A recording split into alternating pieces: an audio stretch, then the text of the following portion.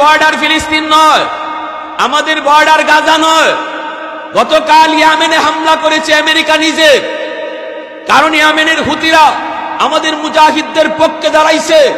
Saudi দাঁড়ায় নাই, মিশর দাঁড়ায় নাই, জর্দান দাঁড়ায় নাই, অথচ মিশর হলো ফিলিস্তিনের বর্ডার, জর্দান হলো ফিলিস্তিনের বর্ডার।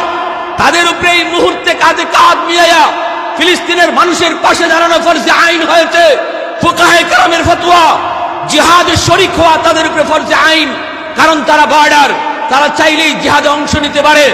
কিন্তু আমার ভাইরা, তারা আগে আসে নাই, আগায় এসেছিল আমাদের ইয়েমেনের হুতিরা। আজ হুতিদের বিরুদ্ধে গতকাল হামলা হয়েছে, 16টি জায়গায় বিমান থেকে বোমা নিক্ষেপ করেছে আমেরিকার ব্রিটেন। দুই দেশ 10টা দেশ সম্মিলিতভাবে আঘাত করেছে। পৃথিবী তৃতীয় বিশ্বযুদ্ধের দিকেই রূপ নিচ্ছে, পৃথিবী তৃতীয় বিশ্বযুদ্ধের দিকে রূপ নিচ্ছে। তাম পৃথিবী থমথমে অবস্থা। এখন ইরান কি করে, ইরান কি করে, এই দিকে সবাই তাকায় আছে। এই মুহূর্তে আমাদের বসে থাকার আর সুযোগ নাই, আমাদের ঘুমায় থাকার সুযোগ নাই। শুধু মনের ভাবটা আমি জানতে চাই, যদি কখনো আপনার সামনে জিহাদ করার সুবর্ণ সুযোগ তোমার সামনে চলে আসে যুবক, তাহলে ফিলিস্তিনের সে অবুঝ বাচ্চাটার হত্যার বদলা নিতে কোন কোন নৌজওয়ান তৈয়ার, হাত উঠে আল্লাহকে দেখা।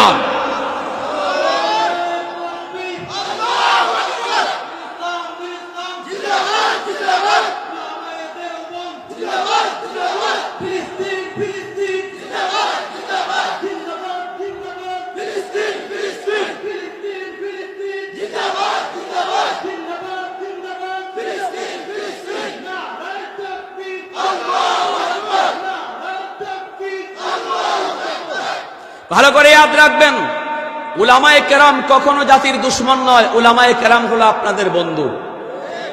আওয়াজ আসতে হইছে, বাপ বেশি ভালো না।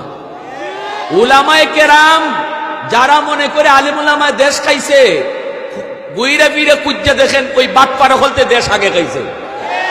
উলামায়ে কেরাম দেশ খায় না, কেরাম দেশ রক্ষা করে। ইতিহাস সাক্ষী, দারুল উলুম দেওবন্দের ইতিহাস খুঁজে দেখো। এই লাল কুত্তা ইংরেজ বেনিয়াদেরকে পাক ভারত থেকে বিতাড়িত করার পিছনে সবচেয়ে বড় অবদান ছিল উলামায়ে দেওবন্দের। দিল্লির চাঁদনি চক থেকে নিয়ে খাইবার পর্যন্ত এমন কোন গাছের ডাল ছিল না যেই গালে কোনো আলেমকে ফাঁসি দেওয়া হয় নাই। আমার ভাইয়েরা 50,000 উলামায়ে কেরামকে হত্যা করা হয়েছে, শহীদ করা হয়েছে। 2 লক্ষ মুসলমান শহীদ হয়েছে, বিনিময়ে পাক ভারত স্বাধীন হয়েছে। অতএব উলামায়ে কেরাম সর্বদা সর্বকালে জাতির বিপদে পাশে ছিল। আজ উলামায়ে কেরাম আপনাদের পাশেই আছে।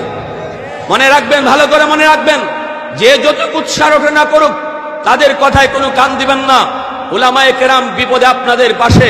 যখনই আলেম উলামা দেখবে গোটা মুসলিম উম্মার ইমানের উপরে হামলা, যখনই উলামায়ে কেরাম দেখবে এই মুহূর্তে প্রতিটা মুসলমানের উপরে জিহাদ ফরজে আইন, তখনই উলামায়ে কেরাম হাদিসের মসনদ থেকে রাজপথে নেমে আপনাদেরকে ডাক দিবে।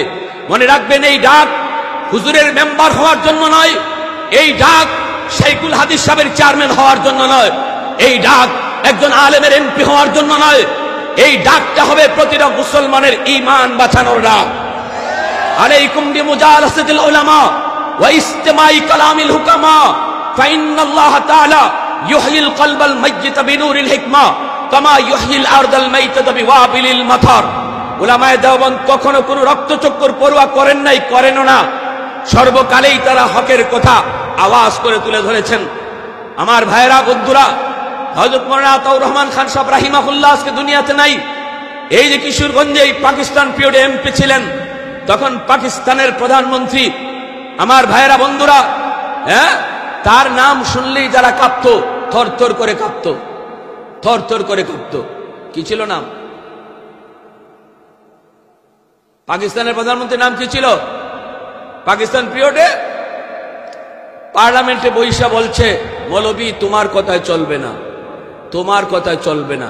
কোরআনের বিরুদ্ধে আইন পাশ করতে চাইছে, তখন উনি বাধা দিছে, কয় তোমার কথায় চলবে না। উনি বলে কেন চলবে না? কয় আমি জাতে ফাটান, ফাটানের বাচ্চা। প্রধানমন্ত্রী কয় আমি ফাটানের বাচ্চা। তখন আতাউর রহমান খান সাহেব রাহিমাহুল্লাহ তিনি চেয়ার হাতে নিয়ে বলছিলেন, তুই ফাটানের বাচ্চা আর আমি মুসলমানের বাচ্চা। তাও আওয়াজ হইছে না, আওয়াজ হইছে না, আওয়াজ হইছে না। ইতা আওয়াজে জিহাদ চলতো না। আরো জোরে বলো ঠিক কিনা, ঠিক কিনা। তুই ফাটানের বাচ্চা, আমি মুসলমানের বাচ্চা।